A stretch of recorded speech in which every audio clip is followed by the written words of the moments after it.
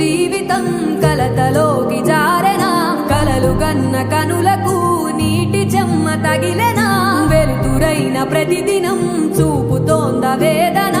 అందమైన బతుకునా